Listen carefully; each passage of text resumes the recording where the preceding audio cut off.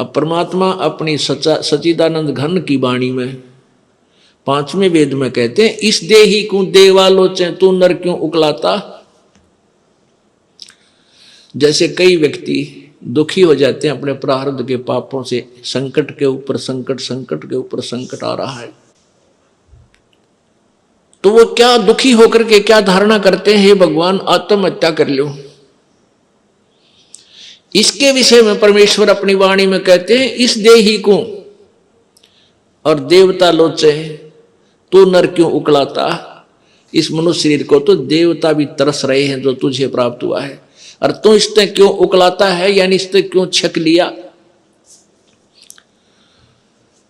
अब इससे दुखी होकर तू इसको नाश करने जा रहा है, इससे अच्छा कोई संत तलाश कर, भक्ति कर, पूर्ण संत की खोज कर। अब यहां इन जालिमों ने क्या जुल्म कर रखा है, ये नकली संतों ने, ये असली संत तक जाने नहीं देते। जगह जगह इन ठगों ने अपनी दुकानें खोल ली, ना इनको कह का पता, ना भगवान का पता, ना भक्ति का ज्ञान, और लंबे चौड़े आश्रम बना लिए और ऐसी मार्मिक बातें लिख दी। सचखंड की सड़क, वो तरह का जो सचखंड, सतलोक की सड़क माने सीधा रास्ता, पक्की, जिसमें कोई बाधा ना हो।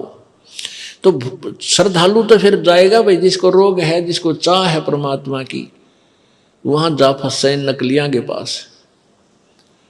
पूर्ण मोक्ष मार्ग इसी आश्रम में प्राप्त होता है। इस तरह के पता नहीं कितने संत बने हुए हैं।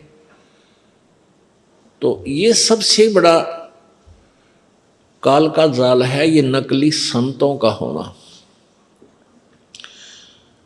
तो कहने का भाव ये है कि देवता भी इस मानव शरीर को तरफ रहे होते हैं कि कभी मानव शरीर मिले, पूर्ण संत खोज करूं और भक्ति करूं। जैसे आप हाथी को देखते हो, हाथी ऐसे सिर मारता चलता है। अब हाथी को नेक्स्ट जीवन, अगला जीवन दिखाई देता है कि इसके बाद मैं के बनूंगा, गधा बनूंगा या कुत्ता बनूंगा या सुअर बनूंगा या मानव बनूंगा। तो सिर मारता चलता है। किस समय सिर मारता है? जब वो पकड़ दिया जाता है, जब वो किसी मनुष्य के काबू आ जाता है, उसके ऊपर बैठ के इतना लंबा छुरा लेकर, अंकुश लेकर बैठ जाता है, उसका सीधा ठोकर जब बकवाद करता है, तो तब वो सिर मारता चलता है। नो खड़ा खड़ा भी सिर मारता रहता है। अब वो ये सोचता है वह बड़ा फंसा, बहुत फंसा मैं, और जय इब का मनुष्य शरीर मिल गया तो पूर्ण संत की, पूर्ण परमात्मा की भक्ति करूंगा। पूर्ण संत की खोज करके और सही भक्ति करके अपना पीछा छुड़वाऊंगा। अब परमात्मा यहां क्या बताना चाहते हैं कि जो कुंजर सिर धुनत है, अगला जन्म सुझंत, इब कहेल नर करत सेव पूरे संत। हाथी मन में सोच रहा होता है कि यदि अब की बार मनुष्य जीवन मुझे मिल गया तो पूरे संत की खोज करूंगा। अब परमात्मा फिर उसके ऊपर एक और कहते हैं कि हाथी अर्थात ये आत्मा मन के संयोग से इतनी ढीठ होगी। हाथी के विषय में कहते हैं कि हाथी तभी तक सिर पटक रहा है, धुन रहा है, जब तक यो बंद में आ गया और मनमानी इसको मस्ती नहीं कर पा रहा। इसलिए ये भगवान याद कर रहा है और ईब छोड़ दे इसने। अब इसको खोल दे यहां से और जंगल की तरफ कर दे। कति भगवान याद ना करे, उड़ा खावा केड़े के पेड़ा नर मार मस्ती फुर फुर नहावर ठाठ करे, नरी को बिद करे, कति सर नहीं धोने ना इसका याद आवा भगवान, हालांकि इसको पता भी है। तो इसलिए परमात्मा कहते हैं भाई, इस परमात्मा के तत्व ज्ञान के बिना ये प्राणी ना तो भक्ति कर सकता और ना ही अपने इस मानव जीवन को ठीक ढंग से जी सकता। इसमें कोरी को बद करेगा। थोड़ा सा कोई राजपद प्राप्त हो गया, कोई बड़ा सा अधिकारी बन गया तो धरती तोलन न हो जा। मंत्री, मुख्यमंत्री, प्रधानमंत्री, राष्ट्रपति बन जाए तो पता ना क्या सोच बैठा है, और भूल जाता उसमें कि तू इंसान भी है, तू जीव भी है। तो ये जो चौंध लावा है, ये काल लगावा है, ये भूल जो डालता है, ये काल लगाता है कि ताकि ये नरे कर्म फोड़ ले अपने और पापों की गठड़ी बांध ले। क्योंकि अच्छी आत्माएं पूर्व जन्म की होती हैं, वो ही कोई उच्च पद, अच्छा धन प्राप्त करती हैं। तो वो अच्छी आत्माओं से नरे पाप करवा कर उनको नीच आत्मा बनवा देगा। और जो दुखी हैं, वह तो पिछले जो गरीब हैं, रोगी कोडी हैं, वो तो पिछले जन्म के पहले ही पाप नरे इकट्ठे कर रखे। तो पुण्यात्माओं, तत्व ज्ञान से हमें ये जानकारी होगी कि पूर्ण संत हमें मिला है, उनसे हम भक्ति लेकर साधना, सत साधना करें और मर्यादा में रहेंगे तो हमारे पाप कर्मों से आने वाले प्रारब्ध के जो कष्ट हैं वो पाप भी कट के हमें सुख होगा। यानी आप पर आने वाली आपदाएं, संकट भी दूर होंगे, आप निर्धन भी नहीं रहोगे, आप धनी बन जाओगे। एक तो आप यहाँ के भौतिक सुख के, भौतिक धन के धनी बनोगे और आध्यात्मिक धन के भी आप धनी बनोगे। आप दोनों ही धनी इस परमात्मा की सत्य साधना से। कौन से परमात्मा की? उस पूर्ण ब्रह्म की। गीता जी अध्याय नंबर 15 के श्लोक नंबर 1 से 4 तक ये बताया गया है कि ये संसार रूपी एक उल्टा लटका हुआ वृक्ष जानो, और वृक्ष की ऊपर को जड़े मानो, ऊपर अर्श कुर्श पर, अर्श माने आसमान पर, कुर्श माने उसके कॉर्नर पर, आखिरी छोर पर, अर्श कुर्श पर श्वेत गुमज है। और जहां परमेश्वर का डेरा, जहां कबीर परमात्मा का डेरा स्थान सतलोक है, अरस यानी आसमान के अंतिम छोर पर, ऊपर में, कति चोटी में, सुन शिखर में, तो वहां परमात्मा रहता है सतलोक में। तो ऊपर को तो जड़ है, यानी वहां से तो सबकी उत्पत्ति हुई है, वहीं से ब्रह्म की उत्पत्ति, जो 21 ब्रह्मांड का मालिक है, ब्रह्मा विष्णु महेश का पिता है, जिसको काल ज्योति निरंजन भी कहते हैं, काल ब्रह्म भी बोलते हैं। और वहीं से परब्रह्म जो 7 संग ब्रह्मांड का स्वामी है, उसकी उत्पत्ति हुई है। अर्थात वो जड़ है, वो मूल है, मुख्य है, सबकी, सभी प्राणियों और सभी ब्रह्मांडों का रचनहार वही है। तो वो ऊपर को जड़ वाला, तो ये आदि पुरुष परमेश्वर यानी पूर्ण ब्रह्म रूपी तो जड़ समझो इस संसार रूपी वृक्ष की, और नीचे को ये तीनों गुण रूपी शाखा, रजगुण ब्रह्मा, सतगुण विष्णु, तमगुण शिव जी, ये शाखाएं हैं। बीच के जो और भाग हैं उनको काल ब्रह्म ने नहीं बोला गीता में। उसके लिए गीता जी अध्याय नंबर 4 के श्लोक नंबर 34 में बताया है कि वो तत्व ज्ञान जो अध्याय नंबर 4 के श्लोक 32 में जिसके विषय में लिखा है कि सच्चिदानंद घन की वाणी में वो लिखा हुआ है, विस्तार से कहा, उस तत्व ज्ञान को यानी कंप्लीट नॉलेज, उस पूर्ण संपूर्ण ज्ञान को किसी तत्वदर्शी संत से जाकर पूछ। उनको दंडोत प्रणाम करने से, कपट छोड़कर उनसे प्रसन्न करने से वो तत्वदर्शी संत तुझे उस परमात्म तत्व की, यानी और परमात्मा गीता ज्ञान दाता से कोई भिन्न है, उस पूर्ण ब्रह्म के बारे में जानकारी देंगे।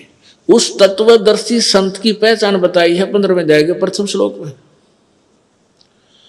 उसमें बताया कि ऊपर को जड़ वाला, नीचे को तीनों गुण रूपी शाखा वाला, ये जो संसार रूपी वृक्ष के सारे पार्ट, सभी विभाग, जड़ कौन परमात्मा है, और तना कौन प्रभु है, डार कौन प्रभु है, और शाखा कौन है, ये विस्तार से जो जानकारी देगा स वेदविद, वह वेद के तात्पर्य को जानने वाला है, अर्थात वो तत्वदर्शी संत है।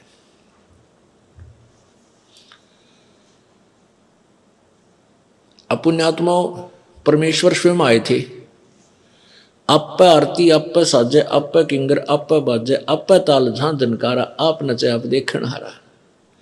कह कबीर ऐसी आरती गाऊं, आपा मध्य आप समाऊं। तो परमात्मा स्वयं ही आए हैं, आपा आरती नहीं होगी, आपा साजे, आपा किंगर, आपा बाजे, आपा नचे और आपा देखण आ रहा। आप ही एक दास की भूमिका कर रहे हैं परमात्मा, और स्वयं ही सब ब्रह्मांडों का संचालन करने वाले भी वही हैं, सबकी देख रेख भी वही कर रहे हैं। तो उन्होंने स्वयं ही आकर के ये ज्ञान बताया था, तत्व ज्ञान बताया था। उसमें वो क्या ज्ञान बताया था कि अक्षर पुरुष एक पेड़ है, निरंजनवा की डार, और तीनों देवा शाखा है, ये पात रूप संसार। उस परमेश्वर ने ही डिटेल बताई सारी। जड़ तो वो खुद मालिक है ही, उससे अलग बता रहा है कि जैसे पेड़ आपको बाहर नजर आता है पृथ्वी से, तुरंत वो मोटा जो हिस्सा होता है वो तना है। ये संसार रूपी वृक्ष का जो 7 संग ब्रह्मांड का जो अक्षेत्र है, उसका मालिक है, उसको तो समझो तना है, और वो है परब्रह्म यानी अक्षर पुरुष। उससे फिर आगे मान लीजिए तना का एक डार निकलती है मोटी, उसको समझो ये अक्षर पुरुष, अक्षर यानी सर पुरुष यानी ब्रह्म ज्योति निरंजन कहो, इसे काल कहो। और उस डार के फिर 3 शाखा हैं, ये रजगुण ब्रह्मा, सतगुण विष्णु, तम गुण शिवजी रूपी शाखा, और फिर पात रूप संसार। इस विस्तार से जो बताएगा स वेदवित, वो तत्वदर्शी संत है। तो तत्वदर्शी संत की खोज करने के बाद उस परम पद परमेश्वर की खोज करनी चाहिए। जब तत्वदर्शी संत आपको मिल जाए, उसके पश्चात गीता जी अध्याय नंबर 15 के श्लोक 4 में कहा है कि तत्पश्चात परमात्मा के, उस परमेश्वर के उस परम पद की खोज करनी चाहिए, जहां जाने के बाद फिर संसार में लौटकर प्राणी कभी नहीं आता। और जिसने सारे ब्रह्मांडों की रचना की है, जिस भगवान ने, और गीता ज्ञानदाता कहता मैं भी उसी की शरण में हूं, उसी की भक्ति करनी चाहिए। गीता जी अध्याय नंबर 18 के श्लोक नंबर 62 में कहा कि अर्जुन तू सर्वभाव से उस परमेश्वर की शरण में जा, जिसकी कृपा से तू परम शांति और शाश्वत स्थान अर्थात सनातन परम धाम को यानी सत्यलोक को प्राप्त होगा। वहां जाने के बाद फिर कभी जन्म मृत्यु नहीं होगी। वहां जाने के बाद प्राणी कभी लौटकर संसार में नहीं आते। 15वें अध्याय के 4थे श्लोक में स्पष्ट किया है। और इन 3 प्रभुओं के विषय में गीता जी अध्याय नंबर 15 के 16 और 17 श्लोक में स्पष्ट किया है। एक क्षर पुरुष, एक अक्षर पुरुष, यानी एक ब्रह्म, एक परब्रह्म, और ये दोनों ही नाशवान हैं। इनके लोगों के प्राणियों का भी सतुल शरीर नाशवान ही है, और जीवात्मा सबकी वो तो अमर है ही, गधे की भी है, कुत्ते की भी है। फिर 17वें श्लोक में 15वें अध्याय के गीता जी में कहा है कि उत्तम पुरुष है, पुरुष माने प्रभु, उत्तम पुरुष है तो अन्य परमात्मा इति उदाहरते। और ये लोग तरनम आविश्य विभर्ति आवे ईश्वर है, कति स्पष्ट कर दिया है कि जो उत्तम पुरुष, पुरुष माने प्रभु, उत्तम माने श्रेष्ठ यानी सही भगवान, तो इन ऊपरलों से और ही ऊपर वर्णित 16वें श्लोक में वर्णित भगवानों अक्षर पुरुष, क्षर पुरुष और अक्षर पुरुष से कोई और ही है, और वही परमात्मा इति उदाहरते उसको भगवान कहा जाता है। और वही लोक तरम आविश्य विभर्ति, तीनों लोकों में प्रवेश करके सबका धारण पोषण करता है, वो अवय ईश्वर है। अवय माने अविनाशी, वो वास्तव में अविनाशी परमात्मा है। तो पुण्यात्मा हमने उस परमात्मा की भक्ति करनी है। उसकी भक्ति करने से हम पाप जो हमारे प्रारब्ध में दुख हैं उनसे भी छुटकारा होगा। हमारे जो प्रारब्ध में दुख हैं उनसे भी हमारा छुटकारा होगा, क्योंकि मासा घटे न चल बधे, वेद न लिखे जो लेख, सच्चा सतगुरु मेट करे ऊपर मारे मेखे। कहते हैं मासा घटे न चल बधे, वेद न लिखे जो लेख,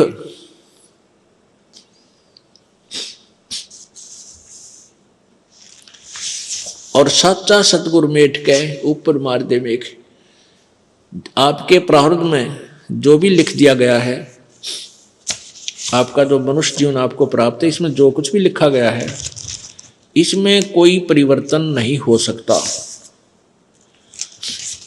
मासा घटे न तल बधै, वेदना लिखे जो लेख। जो परमात्मा ने आपके भाग्य में लिख दिया उसमें कोई परिवर्तन नहीं हो सकता। कब तक? जब तक आप पूर्ण परमात्मा की भक्ति नहीं करोगे, परम संत की खोज नहीं करोगे, तब तक आपका प्रारब्ध का दुख, आपका संकट निवारण नहीं हो सकता। तो उसके लिए आपने संत की खोज करनी पड़ेगी, परम संत की। और परम संत हमें मिलेगा तभी हमारा छुटकारा होगा। पुण्यात्माओं, मानुष शरीर दुर्लभ है, मिले न बारंबार, और वही तरवर से पत्ता टूट जाइयो फिर नहीं लागे डार। इस सबसे पहले तो हमने इस मनुष्य जीवन की वैल्यू से, इसकी कीमत से परिचित होना चाहिए। ये कितना अनमोल है, ये कितना बहुमूल्य है। जब हम इसकी कीमत से परिचित होंगे तभी हम भक्ति कर पाएंगे। क्या बताते हैं कि कहता हूं कई जात हूं, कहूं बजा के ढोले, श्वास जो खाली जात है ये 3 लोक का मोले। एक मानव शरीर का जो श्वास है, ये एक श्वास भी कहते 3 लोक के तुल्य। क्योंकि हम 3 लोक, वह हमारे लिए तो बहुत बहुत ज्यादा है। इसलिए परमात्मा ने हमें समझाने के लिए उदाहरण दिया है ये, कि जैसे एक गांव का सरपंच बन जाता है, उसको सैकड़ों हजारों आदमी सरपंच साहब राम राम, सरपंच साहब नमस्ते, इतनी प्रभुता हो जाती है उस व्यक्ति की, और वो फूला नहीं समाता। और जब वो बन जाए एमएलए, कोई व्यक्ति एमएलए बन जाता है, कुछ क्षेत्र का मुखिया बन जाता है वो, उसको तो फिर न जाने कितने व्यक्ति, कर्मचारी, अधिकारी सारे सलूट मारे, फिर वो फूल जाता है। और एक बन जाए मुख्यमंत्री एक प्रांत का, फिर तो कहना है कि वो तो धरती पर पाए ना टेके। और बन जाओ प्रधानमंत्री एक टुकड़े का, एक देश का, छोटे से का या बड़े का, तो उसके माइंड की सोच है, वो तो 7वें आसमान पर घूमता है। फिर वो अपने आप को जीव नहीं समझता, क्योंकि उसके शब्द में, उसके वचन से ही ना जाने सबके में हिलता नजर आता है उसको। तो परमात्मा कहते हैं अगर पृथ्वी का एक राजा हो तो वो, उसकी कितनी प्रभुता होगी, उसके दिमाग में क्या सोच होगी, और उसकी कितनी वो अपनी वैल्यू समझता है।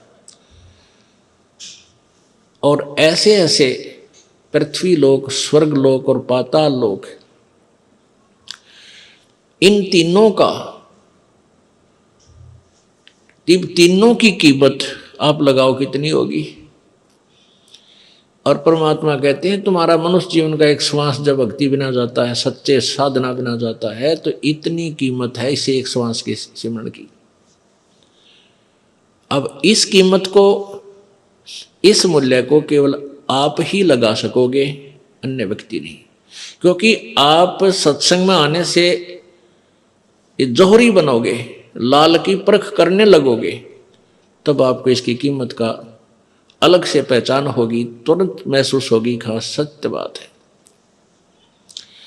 तो ऐसे महंगे मोल का एक सांस भी जावे और 3 लोक नहीं पटतरे क्यों धूल मिलावे। पटतरे माने बराबर नहीं।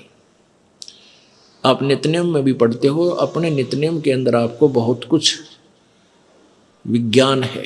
विज्ञान माने तत्व ज्ञान है, विशेष ज्ञान है। अगर आप ये वीडियो YouTube पर देख रहे हैं तो हमारे चैनल को सब्सक्राइब करें और बेल आइकन को दबाना ना भूलें। अगर आप Facebook पर ये वीडियो देख रहे हैं तो हमारे पेज को लाइक करें।